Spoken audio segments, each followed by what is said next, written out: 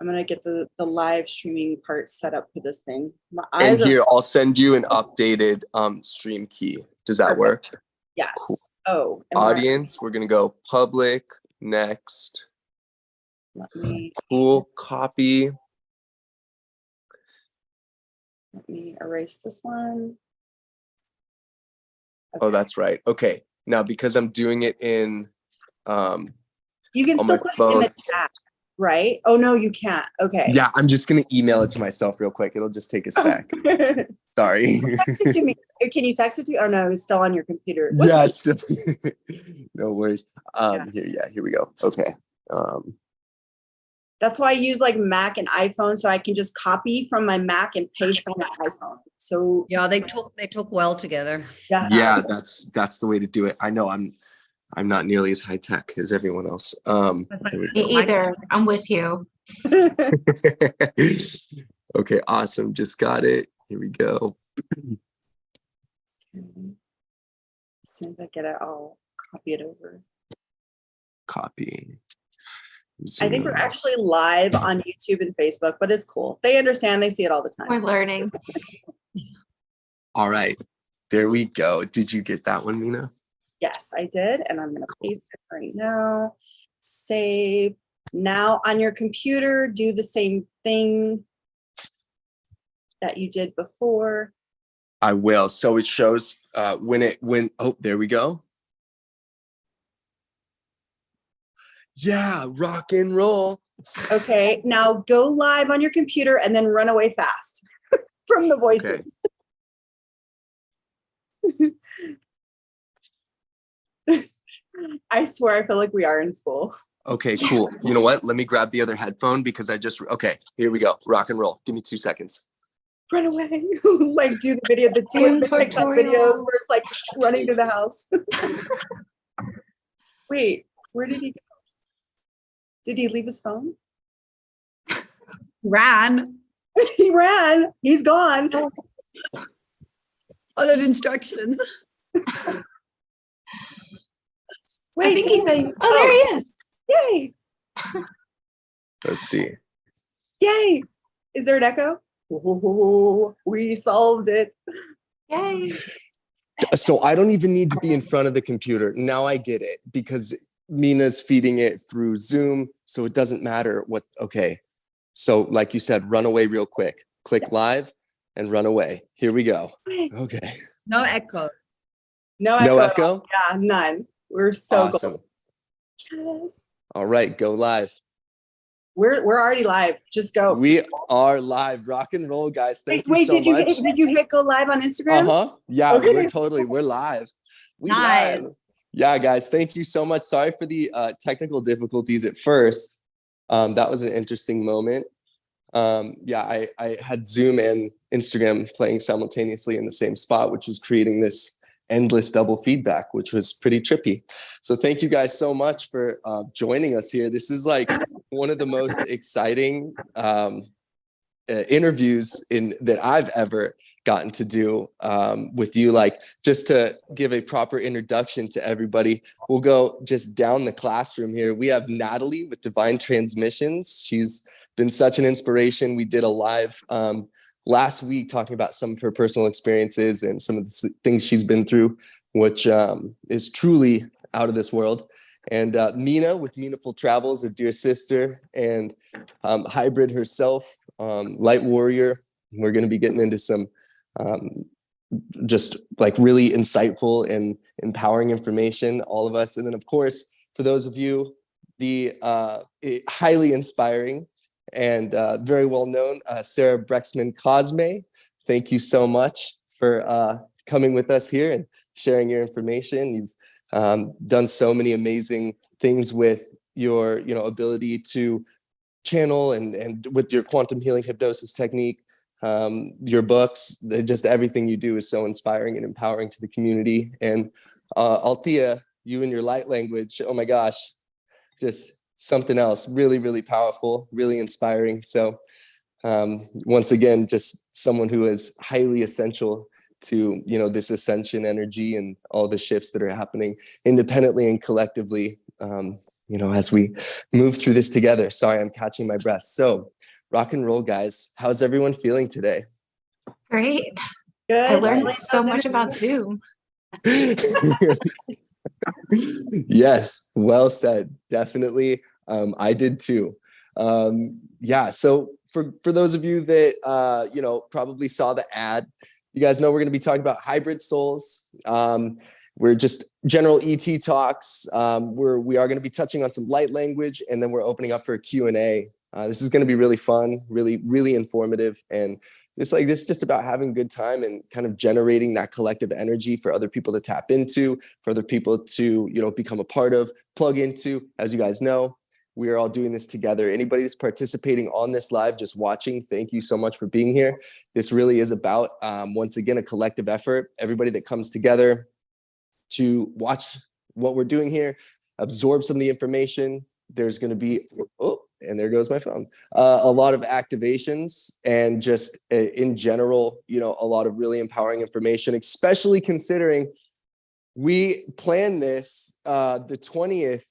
That was well before we even knew that it was a hybrid moon, and it was just so wild. It was just so cool. Seeing that today is the hybrid moon and we're doing the hybrid talks today. So there's definitely some powerful, really powerful alignment that's in the air. I think everybody could feel it. And these solar energies have just been pretty gnarly and intense. So this is a perfect day to kind of air some of this stuff out and all plug in together. What do you guys think? Yeah.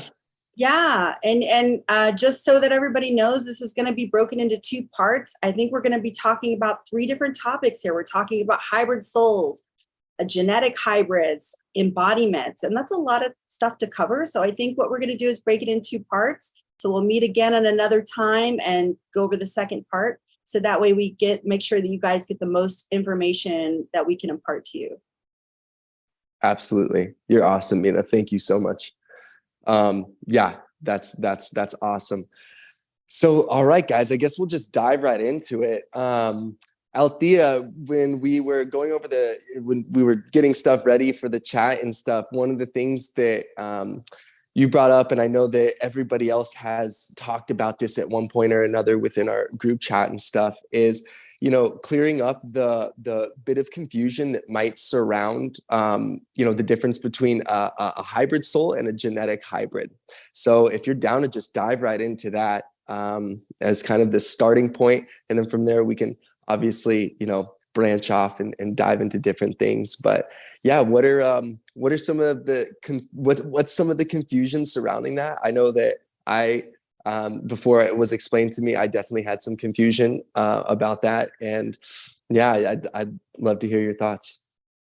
Yeah, of course. I mean, we all have all the genetic material within us. So to an extent, we are all genetic hybrids. But when it comes down to your soul can be like even an earthling soul, which means that you've only had lifetimes here on Earth, or you can be a soul that has lived in different constellations. You can have seeded from different planets, and you can have had lifetimes in different constellations. Like for me, for example, I seeded in Pleiades, but I've had lifetimes all over. I'll do cycles. I'll come here for a bit, and then maybe a few thousand years, then I'll go off, learn some more experiences there. Then I'll come back here for a bit. Some souls don't necessarily do that. Some souls, decided to come to Earth and have had incarnations here. But when it comes to our genetic material and what we contain, because we are all a mix of hundreds, if not maybe even thousands of different species, we all have the possibility to activate that genetic key within us. So to an extent, we can all access all the gifts from all the different galactic beings. So for me, it doesn't really matter. I always try to move away from any attachment to identification because I don't like to limit myself or the people that I'm speaking to. I don't like to say, oh, I am this, or I am that. Yes, we do have, certain imprinting and certain things that resonate more or less with us, but it's really important to understand that we can all access everything because we are all part of source consciousness. So we already have all the information within us regardless. So if we want to access specific information that is related to, I don't know, Orion, you don't have to have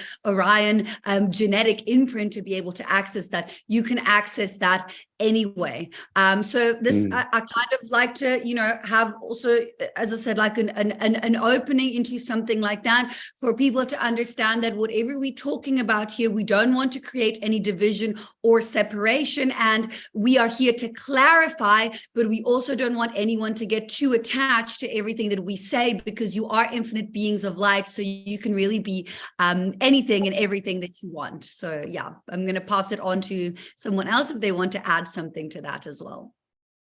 It's beautiful. I love what you said about everybody being able to access that, because I've noticed that in the sessions that I do, because I hypnotize people and I take them to the deepest level of trance and ask to speak with their higher consciousness. And there's so many people that have these abilities or access these abilities when they're deep under hypnosis.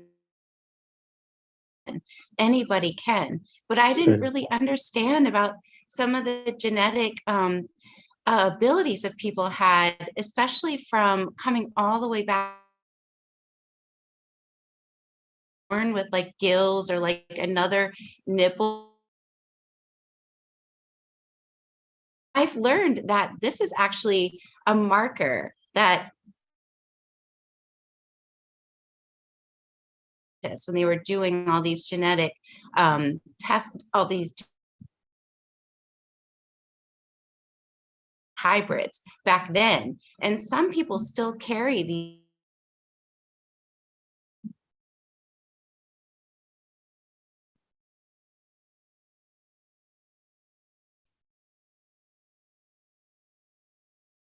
places where they kind of have gills, extra nipples like that as a genetic marker. But then, there's so many people, and that's not a mistake. That's actually coming from Atlantis. But there's so many people that are carrying wisdom from these other realms and other planets, because according to my clients, when they're under hypnosis, that these hybrids that come in from different places carry the personality of the different planet and the different realm. And they're unlocking all this information just by being here at this time. They don't really have to do anything. Anybody that comes in contact with them and looks at them in their eyes is automatically downloaded with this information. And any hybrid that becomes aware of themselves is like this special, powerful being that activates their whole community. It's really fascinating. I'm always amazed with these different abilities that these, hybrids have. And just like Althea was saying, everybody is basically some sort of a hybrid, but some people really carry a lot more traits than others, it seems like, and they have these special abilities that maybe other people aren't really aware of how to access them. It's really fascinating. That's amazing.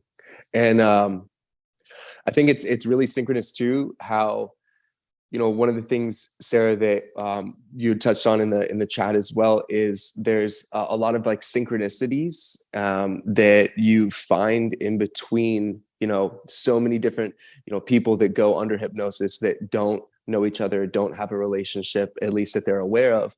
And there's all these commonalities. There's, people reporting and experiencing being in the same places, and I'm paraphrasing at this point. We didn't go that deep into it, but it's like, I just think it's really fascinating that, using this technique, obviously the QHHT is something that has the ability to open up and really allow for all of that deep-seated suppressed information that we've been holding on for more than lifetimes. I mean, it's obviously, coexisting parallel realities on other planets and all this. So no, I think, first of all, your work is truly inspiring and really fascinating, to say the least. And, I just think that the synchronicity, the synchronous aspect of it is so cool, to find that a lot of, different people that are, like I said, they don't necessarily know each other in this life quite yet, or maybe, not at all. They're reporting the same experiences and going to the same places and having those similar circumstances.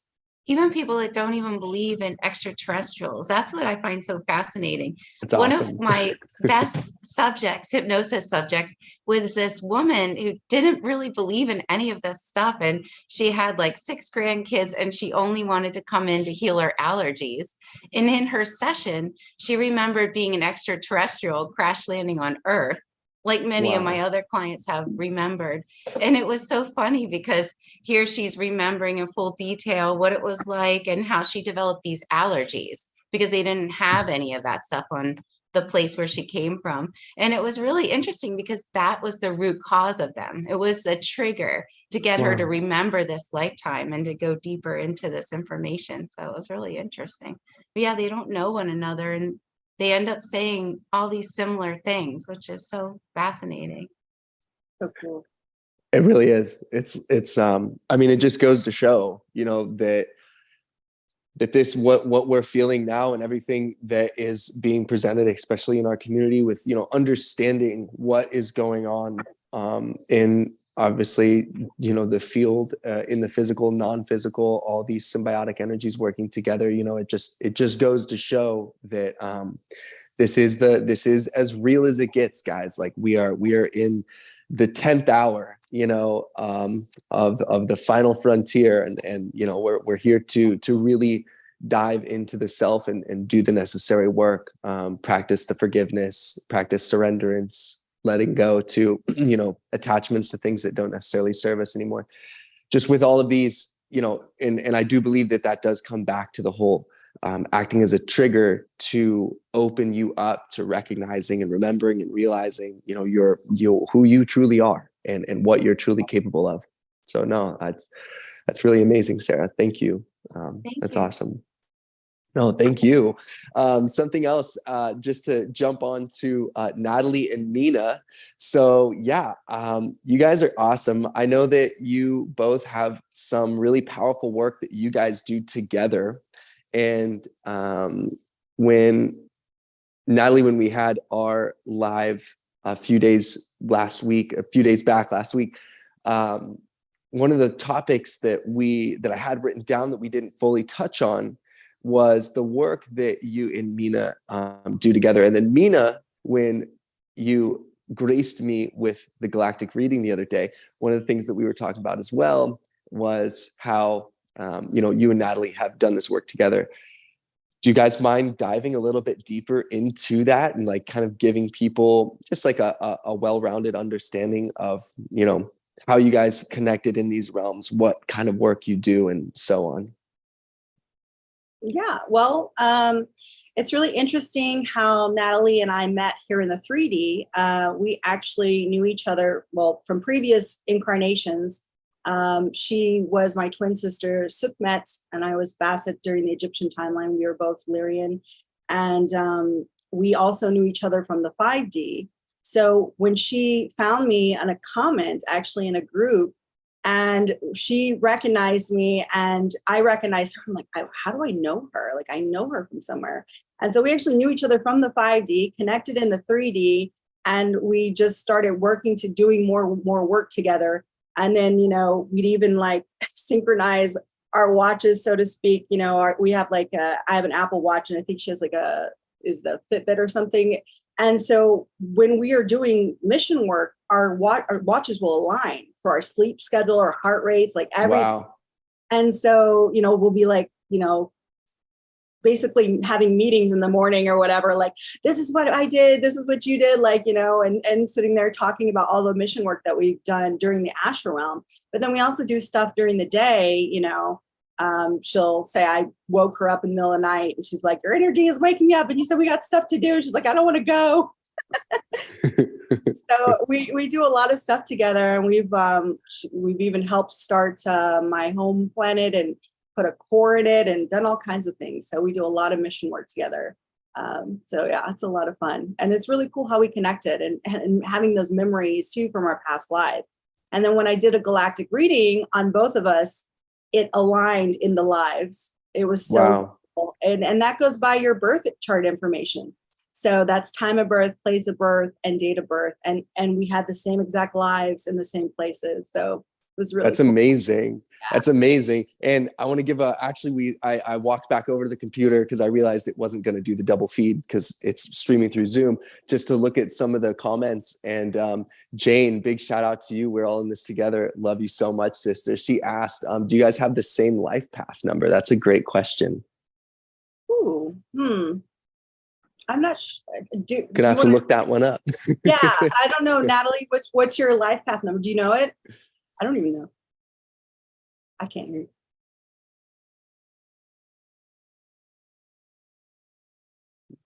Oh, there we go. I was muted. Mine's a 3. So Jane had looked mine up and it was a 3. Yeah. No, mine isn't a 3, but no, that's interesting. That's an interesting topic. That is. Definitely. Our stuff tends to be complementary. So where like when I pull us up together, when Mina and I are standing side by side in the astral realm, I'll always see her on one specific side. And I'll look over and I'm like, holy, she's brighter. Oh, whoa, what's going on? And then I can go over to her side and look back at me and be like, wow, I've got something from her viewpoint. I've got something going on. I need to go in and address. So that was one of I made a little clip on it. Like you can always travel. Space aren't things. So you can just say, I actually don't want to view it from here. I want to view it from there, and fast forward a little bit. And then did that fix it? Or back wind a little bit. And then did the problem occur? And so when Mina and I like pull up together, when we first met in that Facebook group, it was something she had commented and we were back and forth in the comments. And that's when I was like, wait a second, I think I'm actually supposed to DM you. And so we started talking and she came to me, I think it was either that night or the after. It was like recent, as soon as we had met. And like most people or things or whatever, when I'm doing my stuff, I can usually put them in a bubble and then like just guide them away from me, guide their energy away, because it's just like, it's too much. Like I'm busy, you're going to have to bubble up and wait. Totally. And she like came over and I was like, holy, you're bright. And I didn't know it was her because we had only met in the 3D at this point, and I didn't realize it was her. And I was like, what is this like crazy bright thing right here? And then she spoke and I was like, oh, I think that's Mina. And I was like, she was like bugging me. She was like trying to poke at me and like, come on, like trying to like pull at me and stuff. And I'm like, go away, go away. And she was like, we got things to do. And I'm like, I put her in a bubble and I was like, I love you lots, but like, you need to back up a little bit. And I went to push her and she didn't move. It was like trying to push a house. And I was like, wait a second. Like, I've never encountered anything that I couldn't just like, okay, we're guiding it over here. We're moving this. And we're like, everything in the astrals, like it doesn't weigh anything. And so I was like, it's really strange, but I think that's part of the hybrid piece that she has. Wow. Yeah.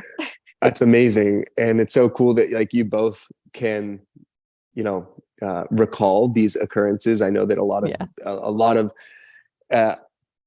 sharing time in the astral realms, like it's not always, at least I'll speak for myself, the easiest. When I come back, I'll know that I traveled. I know that I've been interacting with some other galactic family or some other dimensions in some other like part of the universe, whatever it might be, in the infinite stream of places that we go when we either dream or deliberately go into meditation, astral travel. But when I come back, I have a very difficult time remembering all of it. So it's really cool that you guys can click into that and remember all of it and be able to talk about it here in this density. That's really, really cool.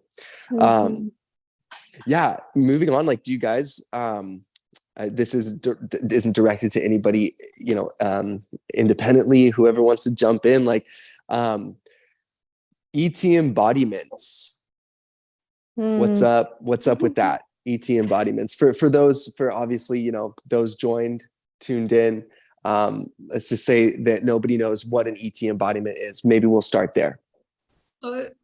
For me, when I first started having a physical like body activations, my whole body would actually morph. I had like dragon body activations, and I could feel almost like my body going to crystalline structure. And if I closed my eyes, I was my ET counterpart being. So that would be my own personal experience of on how I would embody. And to this day, if I'm channeling, like I will have moments where I'm, you know, in higher versions or aspects of myself. I'll have maybe like, sometimes I'll have like 12 arms around me as I'm pulling codes and things like that. So I think when you are, you know, when you can see beyond the construct, when you can see beyond what the third dimensional density is with your human eyes, and you can see into the more subtle realms and into the other parts of realms, then you can kind of like understand a little bit more these ET embodiments. So this is what it would be from an aspect of channeling. Yeah, I would see it in that way, and I would understand it in that way. The first time I'll just speak about the dragon body activation because it was one of the most intense ones that I had. So when I first dragon body activation about 5-6 years ago, I became this like huge dragon, and I was like snarling, and there was like smoke coming out of my nose, and it was just like, you know, what is going on? So it can be quite intense. You get almost catapulted into a parallel kind of like a space or reality. So it's really, really important, you know, to be grounded and to do these things kind of like in a safe way. I would think it's a little bit different when you're in your astral realm, but if you know in third dimensional density and you're kind of like calling in and channeling and doing this type of work, yeah, that's how I have experienced kind of like the embodiment from that aspect. You know, it's kind of like the merging with more multidimensional parts of you, your higher self, other lifetimes, you know, fragment retrieval. It's kind of like bringing more and more of those pieces together, and sometimes it can be more subtle, as much as, you know, just feeling water on your body, and you're embodying, you know, a being that was living underwater. And sometimes it can be more forceful, where you actually have like a full body activation. Yeah. Wow. Absolutely. Amazing. I noticed that like there's so many people that have a terrible time remembering their childhood, you know, and they have no idea why. And some of the reasons for some of these people is because this other version of themselves kind of stepped in and kind of merged with their other consciousness. Like, I think it's such a myth that people think that we only have one consciousness, because it's almost like we have so many different parts, because every single thing that has ever happened and every single thing that will happen is happening in this now moment. So there's other future versions of ourselves living on other, you know, realms that are very advanced, and they can come and help us in our current lifetime. And sometimes they can step in as our higher consciousness. So some people have kind of taken on these other versions of themselves, and they're kind of embodying within their body. And for some of these people, that means that when they brought this other version in, they have less of a memory of their previous, you know, time on this earth before then. So that's one thing that I started to notice, that people are having these other versions of themselves coming in, embodying them and helping them along their journey. I think it's really That's kind of similar to when I have pieces come in. So as a hybrid soul, throughout my life, I've had to die quite a few times to have a piece come in and integrate that piece in. And every time I integrate another piece, you're right, that is something I can notice, is that my memories, while I can still recall, that it's more of a disassociation with them. It's like, it doesn't feel like my life I'm talking about. It's like, oh, it's somewhere else, you know? Exactly. So I don't have any of those emotions or memories that were attached to those. So yeah, that's really interesting. And that's definitely something else that I think is important for a distinction between the genetic versus the hybrid soul, is the pieces of the soul that have to integrate in. And it usually has to happen through something like dying. Right. Or coma, or an accident. Just indeed. You can also integrate through astral space. When you are seeing it objectively, that's when you've neutralized the karmic reverberation. So that's when you've integrated the piece, and then that's when, you know, higher parts of you can activate. But there's like really so many different ways of doing it, even just observing the experience, or in the astral space, or something just as simple as apologizing to someone can actually neutralize that karmic timeline and reverberation, and make it so that it becomes something that you can objectively observe. And, as Mina said, then you can see it from an external point, and then you're integrating that soul fragment or that part of self. But sometimes it is dramatic. Like sometimes, like I had to relive my throat being cut and dying in that aspect when I integrated this mermaid part of myself. And as that came back into my body, a new type of light language opened and activated through my throat chakra. So I had more physical gifts come online. So it's quite an interesting, topic when you go down it. Yeah. For Wow. myself, I had like mine was the same but different. So they used a parallel life for me to have a piece of my soul returned. So I was pregnant, and I knew that the last time, because I was doing similar like Dolores Cannon kind of work, where I was going in and I was finding and speaking subconsciousness, and I was then intuitively like clearing my own lineage. And so I was pregnant. I had like this baby. It was like growing. And I started getting these past life memories of when I had passed away during the time where I was birthing. And so I would do a lot of clearing for the baby, because the baby was like, I'm not coming, because if I come, I'll kill you. And I was like, no, like reassuring and clearing and reassuring. And every night we would they would wake me up, and they're like, you need to clean more memories. You need to clean more stuff. And I'd like clear. And I like journaled it all. And then of course, when I went to deliver, baby was extra large. He had his cord around his neck. It was like delivery was difficult. So they had used a parallel life where I had actually passed, cleared enough where I didn't pass in this one. And then they slipped that soul through in that piece and integrated. And so I was like, that's so cool, because as soon as I had him, they all these strange things were happening. Like I had 4 children. All of them were like, have the baby, go home, and by 2 hours after delivery, I was back home. Here in Canada, you can leave the same day. So I was home, but with my last one, they're like, you have to stay for 2 days, which is unheard of if you just have a natural birth. And so I'm like, why? In my head, I'm like, oh my goodness, they're holding us hostage here. Like, why are they keeping us here? There's no reason 3D wise. And so I was like, this is a 5D reason that they're keeping him. And so the baby, when he was born, he was born with an extra piece of an angel inside to help with the delivery. And they wanted to make sure that transitioned and that he transitioned properly. So they kept him away from me. I didn't see him for the first 12 hours because he was integrating and doing his piece. I was integrating and doing my piece. And we kept in the hospital because as soon as a new mom comes out of the hospital, she wants to show her baby. All the family wants to come in. They all want to like check it all out and see what's going on. And they were like, that can't happen. You have to stay here. The nurses are angels. They're protecting. The whole area is protected. So nobody can leave. Because of COVID, nobody could come in. And so we were like this little cocoon, which essentially is essential for being able to, integrate fully. And so fast forward a couple months after we got home, everything's going well. I have this pain in my shoulder. I'm like, I don't know what it's there from. I clear my chakras. I'm like bringing in light. I have no idea what the problem is. I'd never had any encounters with any beings. I'd always had encounters with like past life regressions, and it basically looked like remote drop-in. It looked like Akashic records. You go in, you have a look, you like get your answers, you see what the scene looked like, and then off you go. No beings, just people. And so when I had this pain, I was asking like, what is this? What's going on? Like somebody needs to give me a clue because I'm freaking clueless.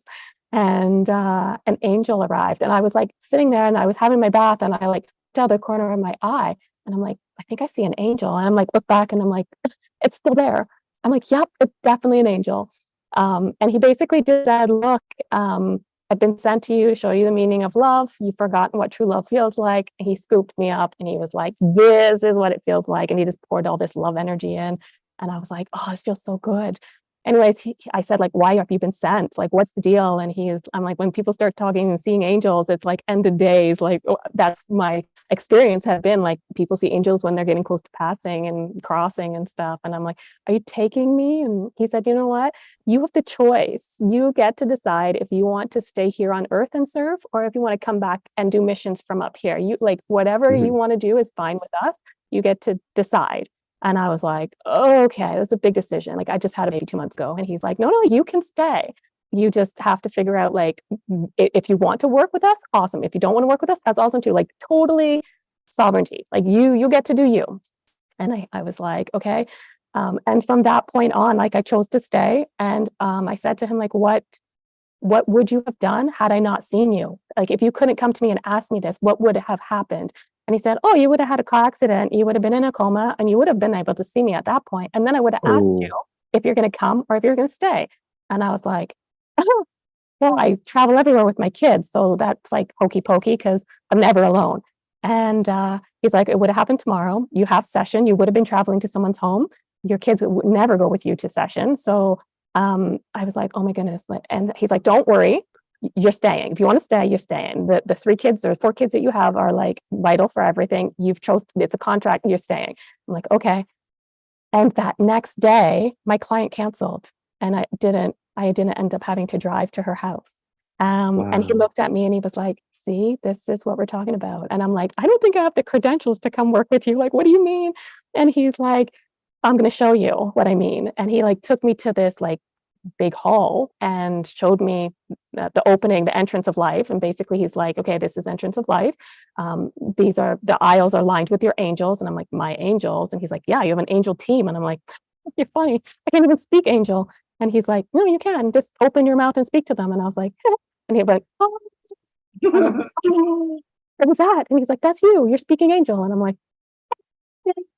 so it was like the most incredible experience. And then they just started working with me and doing training and doing different missions and then meeting more of my like galactic team. And then that's when the embodiments started happening. And they ask, they'll say, so the extraterrestrials will come at nighttime and work on me, give me different filters, remove different things, different like things have to happen to me in order to take on the embodiments. And then I'll know that they're there for a couple of days. They'll know that they're kind of hovering around, and then my higher self versions will walk behind me and then into me, and I'll just take them on. And then I'll just like their light language changes, your demeanor changes. When I had an angel embodiment, I had like these massive wings that would come out, and you'd be walking, and you're like, my walk is different, guys. Are you guys doing something? And they're like, yeah, baby. And I'm like, what are you guys doing?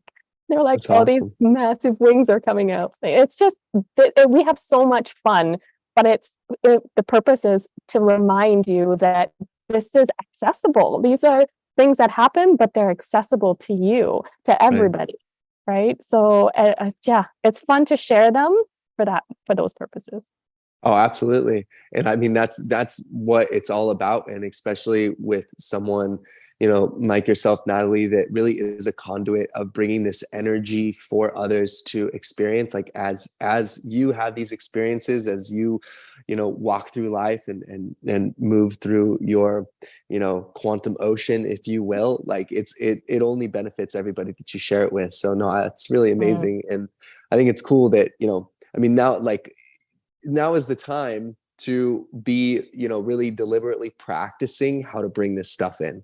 So I think that, for people to be able to even just hear it and get a visual of it and, start exploring themselves, that's highly beneficial for the collective consciousness for sure. Something else here. Jane in the comments, love you, sister. Here we go.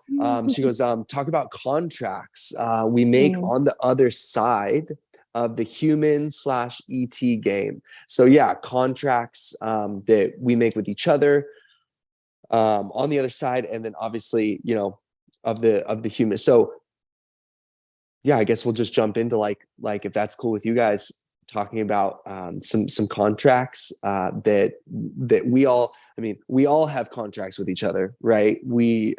Us four, I should say 5, including myself, sitting here now, have some, contract with each other. Even the people that are participating on the live, we all have these, embedded soul contracts with each other to one degree or another. Otherwise, we wouldn't be able to interact in this density. But I guess going a little bit deeper in that, do contracts that we make on the other side. So I'll put it this way. Is for someone that's highly important in an individual's life in this density, is that directly related to like the importance of that soul interaction in higher dimensions and other densities, like, you know, your child or your, you know, significant other or your parents, like are what are the contracts surrounding that? Or does that make sense? Am I making sense? Yeah. Okay, word. Sorry, I thought the audio dropped out for a second. No. Yeah, so I guess. Yeah, for me, contracts I've seen them play out in lots of different ways. There can be, especially if I'm doing healing work and it's not sticking, and I'm like, I'll fast forward. I'm like, it didn't stick. I'm like, something's there, and then I'm like, oh, this is a contract. I have to like get in and figure out. Sometimes I'll just ask, like, do I need to know the particulars of the contract? Other times they'll just tell me, I'll hear it in my head, like, just do the work, like, just dissolve it. And then a lot of times I just put energy on it and just ask that it be dissolved, and I can see it like the storyline changing. Other times there's contracts and I can see people astral travel back, and I'm like, why does that person keep astral traveling back to a place where it's like a do not go zone? I'm like, why in the world do they keep doing that? And then you're like, oh, it's a contract. They're looking for their child or whatever. So I'll pull it up and I'll like have them resolve it, and then it just changes the situation and changes the contract, and it resolves. And a lot of my work is manifested through the physical body. And so people will come and like, oh, my foot hurts. Oh, it's because you stood in a hole back in the 5D looking for a kid that like, and so they're like, oh, you had a contract with that kid. So now we'll pull up this. And so, yeah, a lot of mine is like from healing from people that have come forward with some kind of ailment. Word. Yeah, I That think makes a lot sense. of the time it goes back to the sovereignty. This is what we are learning now, again, you know, as individuals, as a collective, as, you know, a unit, you know, to get back our sovereignty and understanding that we are in control of our own destiny. We are in control of our own journey. And sometimes these contracts that we have, we don't, like Natalie was saying, we don't even have to know what it is, you know, but by standing in our truth, by standing in our sovereignty, by standing in our power, we are automatically dissolving them. So if you work in following your heart center and you work on this connection between the heart and the throat, you don't need to know. It doesn't matter, because what is not meant to be for you is going to just kind of like move away from the trajectory that you're going down. You know, we get, and this is the theme that's been coming up in the past 2 weeks or so. I had a workshop that I held with my Italian community on Tuesday, and I really got called to explain how we need to release the attachment to the story, because sometimes it doesn't. We don't have to know. And sometimes we get hung up on, oh my God, do I have this cord with this person? Why is he still in my life? It doesn't matter. You carry on in your journey, in you know, you stay heart-centered, you stay in your truth, you stay in compassion, you keep your boundaries, because a lot of the time contracts break by holding up your boundaries, and what is not meant to be for you is going to fall away. The swiftness and, let's say, the flow that we have in our life and the way that we move through these experiences is directly proportionate to how much we listen. If we are grounded and we balance, then we in a space where we can listen and we can make the best decision possible for ourselves, and we don't get represented with contracts, lessons, and things like that. Our free will lies, you know, in between the lessons and the choices that we make, so that we can move through it in a high alignment and keep on raising our vibration. If we get stuck on the, you know, little points and the petty things and the things and the wanting to know and why is this person in my life and whatnot, then we kind of tend to loop backwards. So it's a lot about releasing and letting go and really being in a space of trust. And It's totally, amazing. you can totally change your contracts. I mean, a lot of people say they want to learn like self-love. They'll choose a contract with someone that treats them terribly, so that it forces them to look into themselves and find out, how can I love myself? So you'll make all these different agreements with different people. And it's so funny, because when people go to the end of their lifetime and they look at their lifetime, they'll see how different people will play different roles. Like, oh, this person treated me terribly, so that I could learn how I could then again choose something different for myself. But once you learn self-love, you don't need to continue on with these lessons. It's automatically done, just like what Althea was saying. And as you guys were talking earlier about like extraterrestrial contact and them working on, people, it's really interesting because some of my clients will come in and they're so afraid of extraterrestrials, and they'll remember things like you, Natalie, or they'll remember somebody working on them. And then most of the time, not all the time, but most of the time when they're under hypnosis, they'll realize it's another version of themselves. Maybe sometimes in the future, a future version of themselves working on themselves, making sure they're okay. But this is what I found so interesting. So I've been asking the higher consciousness this, and I asked a bunch of them. I was like, there's so many people that have extraterrestrial contact, just how many people are really contacted or experiencing this communication with extraterrestrials? And you know what they said? They said all people, all people. So it just really is. If you think you're not having any type of extraterrestrial contact, maybe really get quiet with yourself and just see if that's true for you. Absolutely.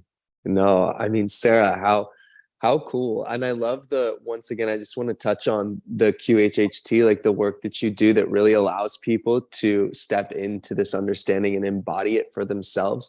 I think it's just really amazing how you can take, like you said earlier, someone that doesn't even necessarily believe in, their relationship to galactic lineage or whatever it might be. And is come in for the smallest, with the intention of healing like something small, and then they end up getting this massive download. And I just think it's so cool. And honestly, I mean, yeah, like you said, it makes perfect sense that each and every single person here on this planet at this time, does have some relationship. Obviously, I mean, does have some not just relationship, but correspondence with, galactic ancestors, galactic family, let it be, that it's versions of themselves or, just people or other entities, beings that they're connected with, guides, whatever it might be.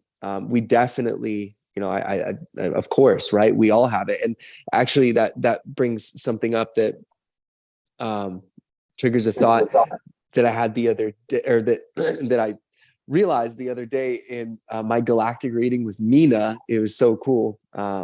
Really, really awesome and very activating, definitely profound and life-changing.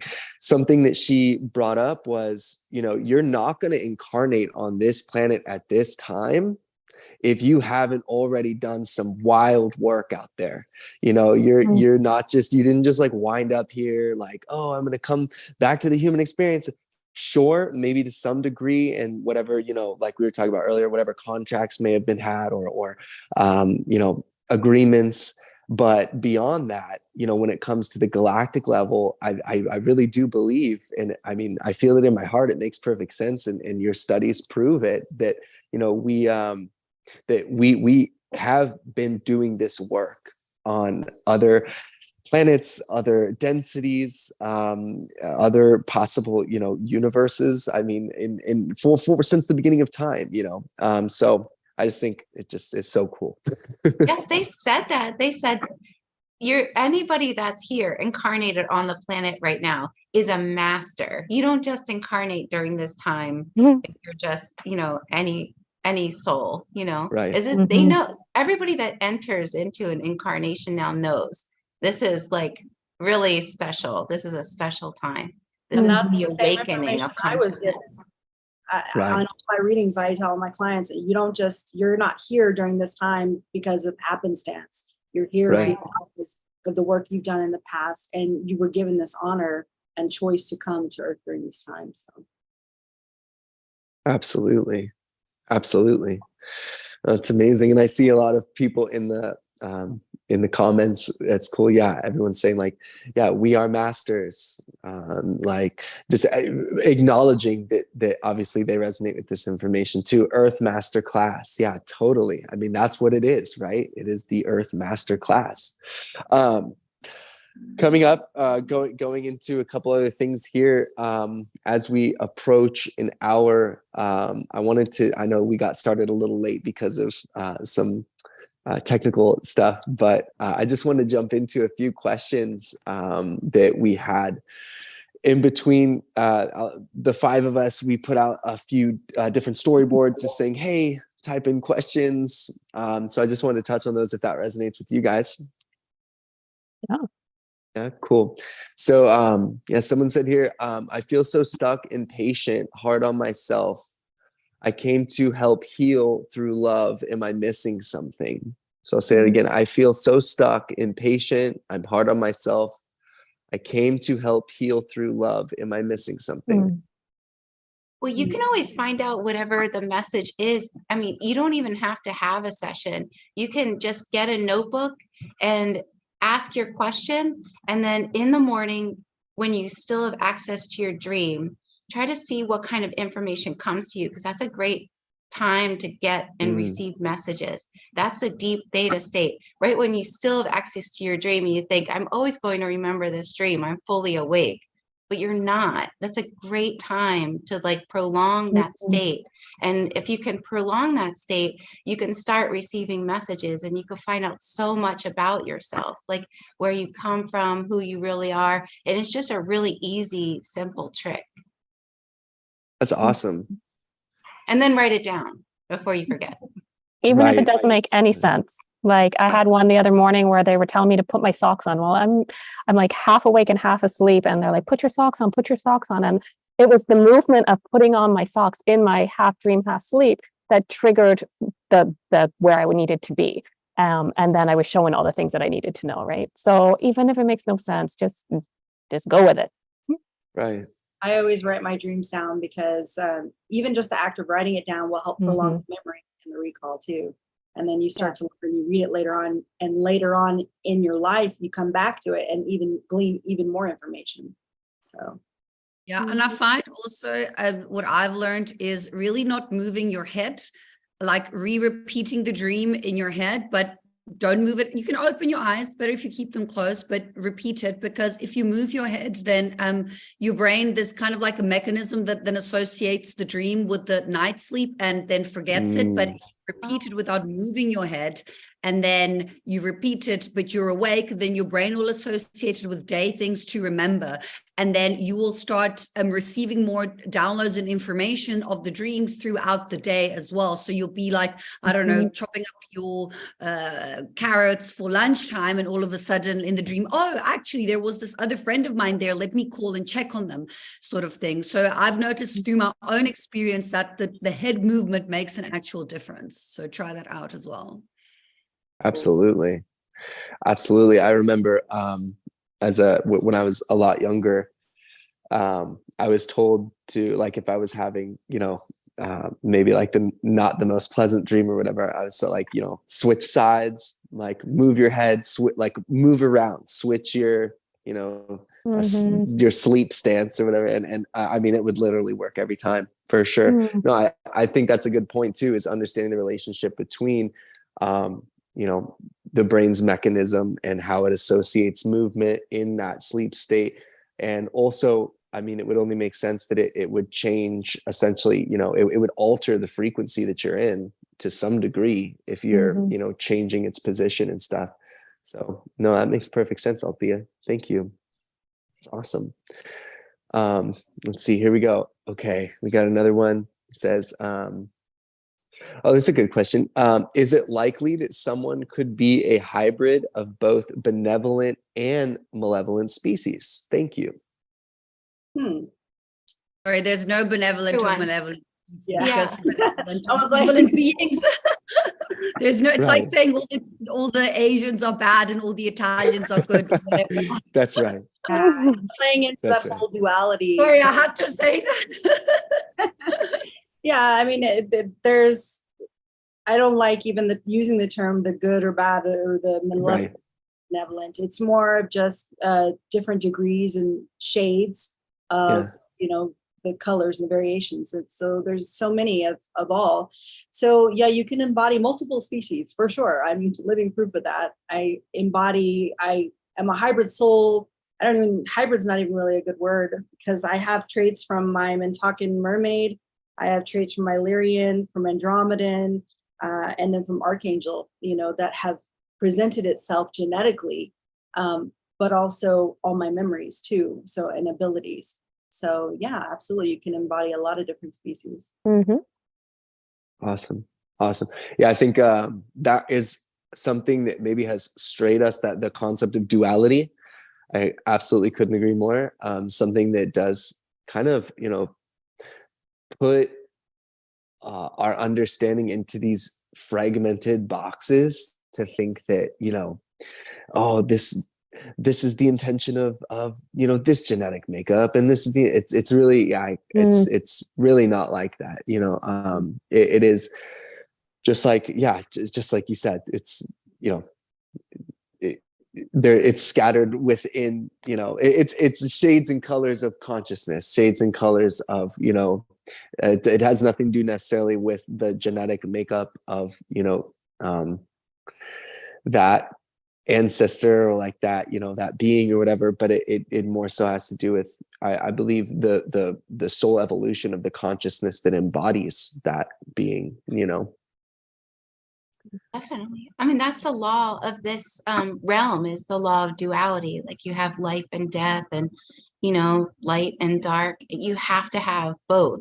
So basically everybody's like has dark in them too. And it's just part of being here. On other realms, you don't have that. You can just have, bliss always. But here, that's how we learn. That's how we Right. have to integrate, like take on negativity, so to speak, like trauma, in order to learn, in order to find happiness. It's like really interesting, but that's how we learn here. So that's always what I tell my clients. You have to know all degrees or variations of the darkness so that you can know all degrees and variations of light. You can't know light without the dark.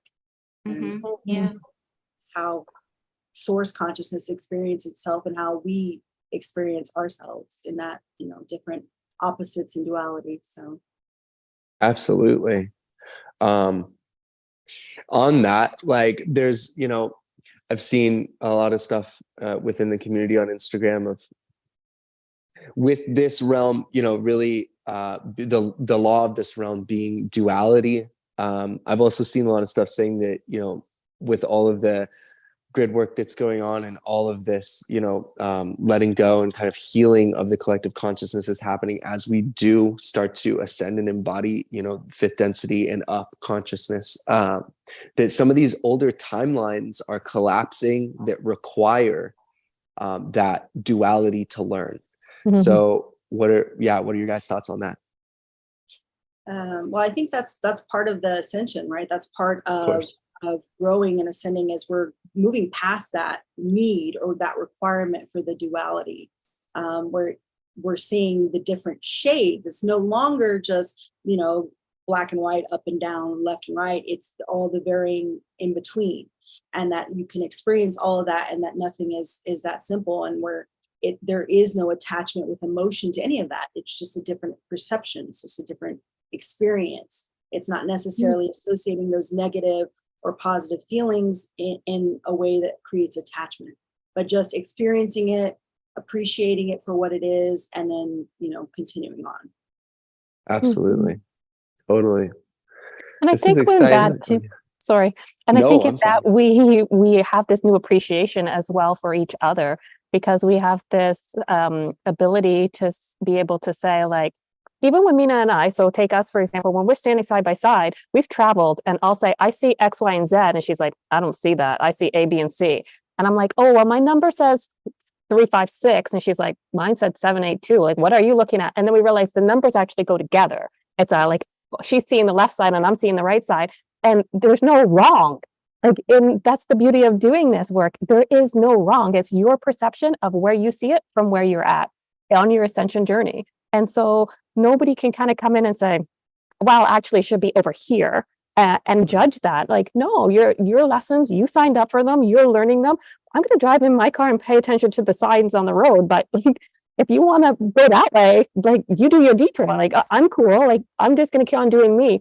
And it's like having really good boundaries and knowing, like, just because somebody's going left or right, like that doesn't mean you have to as well. Like you take on the information that you're getting for the like a place that you are in your ascension journey that's right for you. It's like not every shoe will fit. So everybody's kind of designed in a way that's unique to them and has unique information coming in for them. And so you just process it, it resonates, and you move on. So tonight, maybe not get caught up in like, well, those people over there. No, there's no separation in anybody over anywhere. Just do your thing. Everybody just do their thing, and it would be less like concerns, I guess, or worries or anxiety. Like so for me and my partner, he is like not awake. He's like doesn't do any of this stuff. Doesn't really watch anything that happens. And people are like, well, aren't you concerned he's not ascending? No, it's his journey. If he doesn't want to do it, he doesn't want to do it. Like, I don't really care what he does. If he wants to take a detour over there, awesome. It's everybody's in their own time, in their own unique way. And that's where we have appreciation for each other. We're like, that's awesome. I have love for you. Doesn't matter what you do. I asked the higher consciousness, like, why, especially in this time, why isn't everybody into this stuff? I mean, I find it so fascinating. And the higher consciousness said, well, everybody deep down knows that they are source. And when you leave your life, you are source again, and you know everything again. So you come here to forget and to feel the separation. And some people aren't ready to remember. They want to experience a separation because deep down they know when they get to the end of their life and they die, they're going to know everything again. And they want to be like clueless. Whereas I'm like, I want to know everything, I want all the gifts that come with being aware and all the things I can learn from the universe and the downloads I can get. But some people, they don't want that because they want that separation, that illusion of being separate, So interesting. Yeah, Absolutely. and you can be in a high alignment and be, in your mission and walk around and whatnot, and not necessarily have, an interest in spirituality. You can be an architect and building schools for children and still assisting on a collective level, but you've got no idea what the galactics are or how to meditate. Do you know what I'm saying? I think it's down to the individual and to their own journey and their own path. And you, as I said, you can be in a really good alignment without necessarily having any knowledge, because as Sarah just said, subconsciously we know anyway. And when we go back, we remember anyway. Absolutely. Yeah, it's just, I think it comes down to fun. I mean, it's just an experience, where we get to choose, working with the different levels of our consciousness, what it is that we want to remember. And Sarah, just like you said, very well put. Some people just don't want to. It's fun. I mean, what else are you going to do when you are immersed in this illusion of separation, other than take a taste of total separation and lack of consideration for being connected to all things at all times in all places, So I think that with that, there comes this fun that reminds me a lot of this.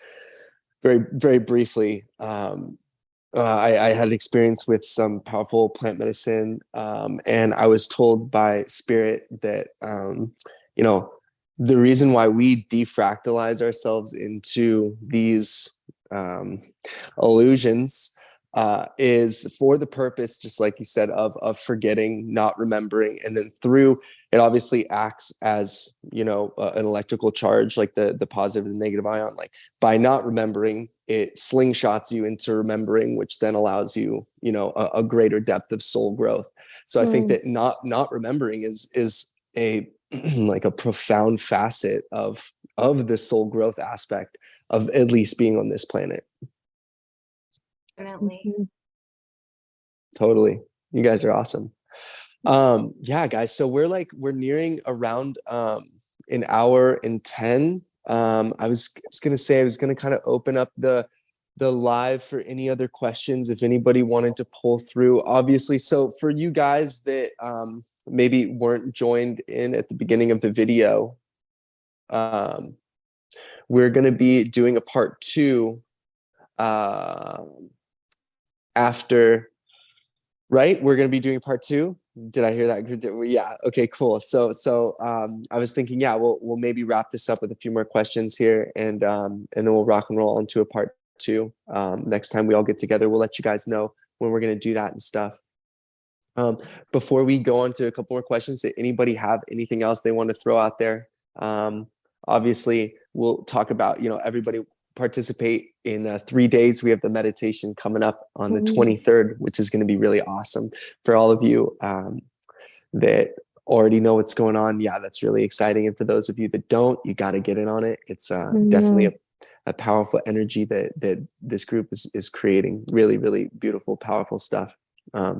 We'll obviously, all of us will be posting more about that. But yeah, was there any other specifics that anybody else wanted to jump into? Otherwise, maybe hit like one more question and then we'll wrap up for the day. Maybe just the beginning question. Why don't we get, because I'm curious to see what Sarah's input is about the difference between the genetic, because I don't, hybrid versus the soul hybrid. We talked about the soul hybrid. I mean, the soul, getting the pieces, but genetically, let's hear about that. I'm kind of curious. Like, there's so much different information that comes through the higher consciousness about genetic hybrids. But, I started to learn about this when I had a lot of these women that were actually postmenopausal, and they were coming in for their sessions claiming that they felt pregnant. And they were going to the doctor, and the doctor said, "Oh, there's nothing on the scan.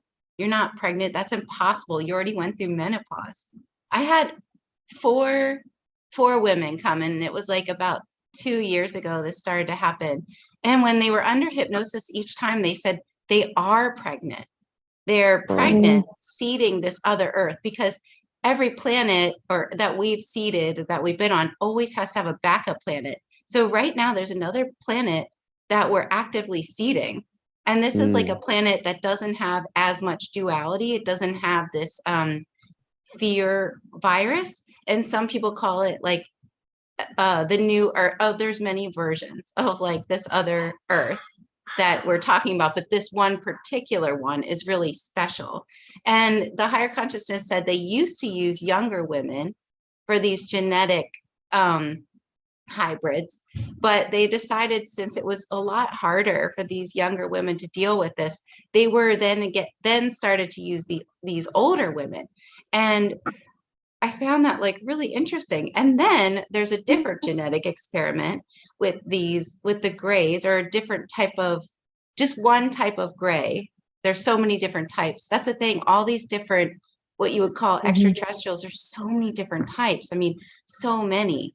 But this one particular type of gray extraterrestrial said they've been here for thousands and thousands of years working with humanity.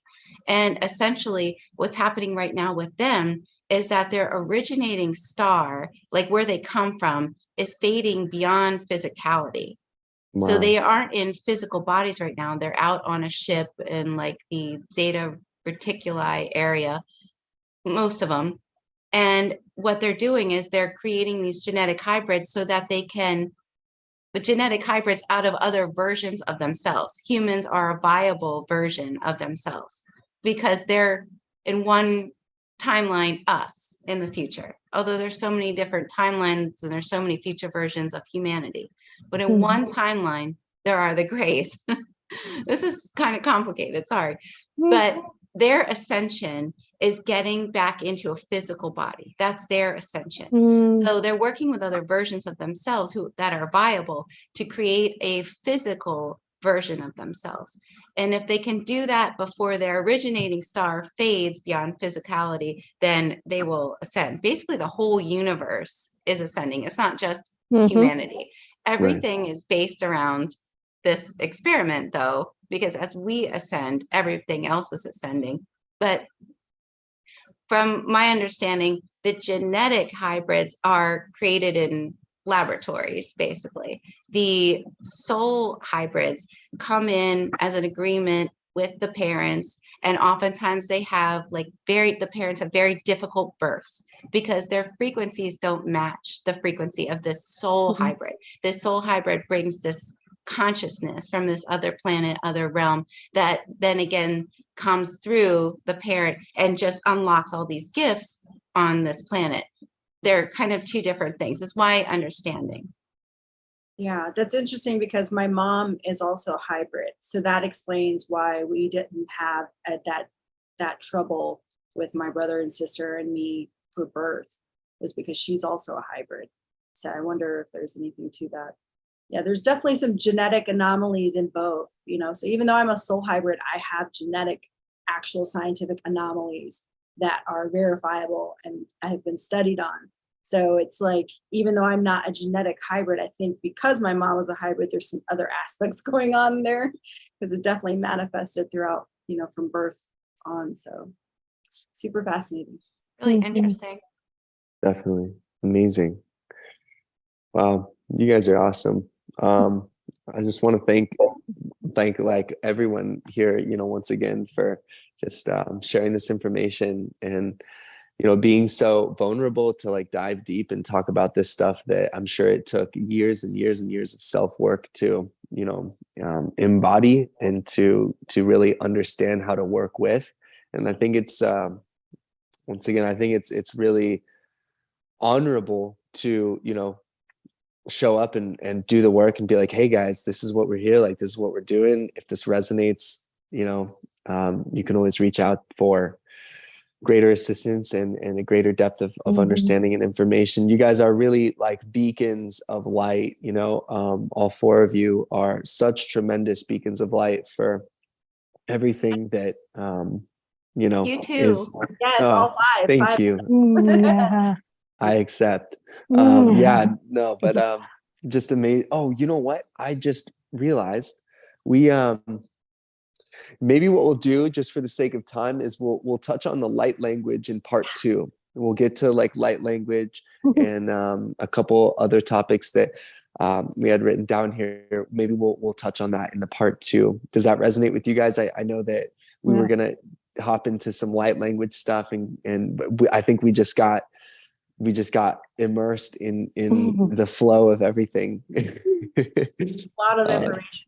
A lot of information, totally. And we don't want to pour too much on the plate. I think everything comes in bits and pieces, and at the end of the day, I would say this is why we're all feeling called to doing this at this time, is to assist as many people as possible that resonate with this information in absorbing it and integrating with it, and applying it to their own lives in the way that they feel so called to do.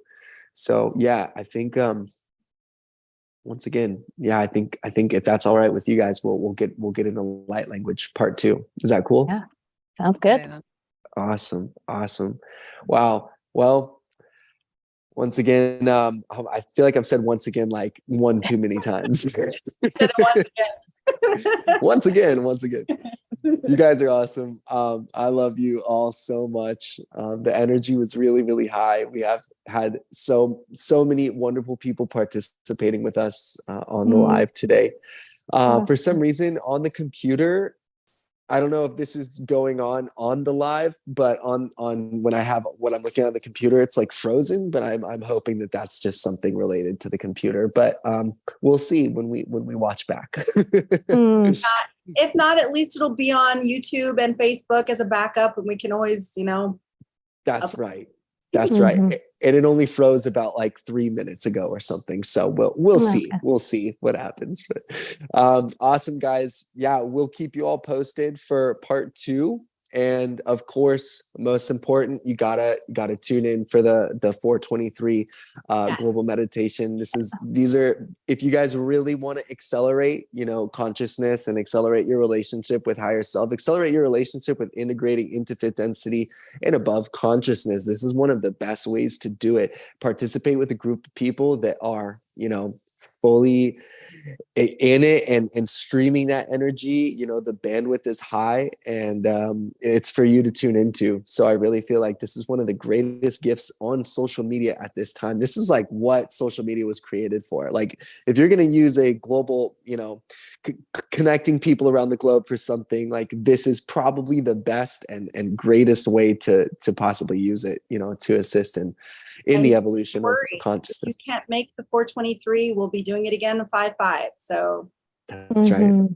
That's right. You guys are awesome. Well, So thank you amazing. all so much. Unconditional love and deepest gratitude from my heart to yours. I don't know Yes, if you me can, too. I'm throwing up the hand hearts. Here we go. Yay. Awesome, guys. Very Well, nice. coolio. All right. Once again, we'll keep you posted for part 2. And thank you guys all for joining us. yes, Thank you. everybody. Thank you. Unconditional love. Peace, guys.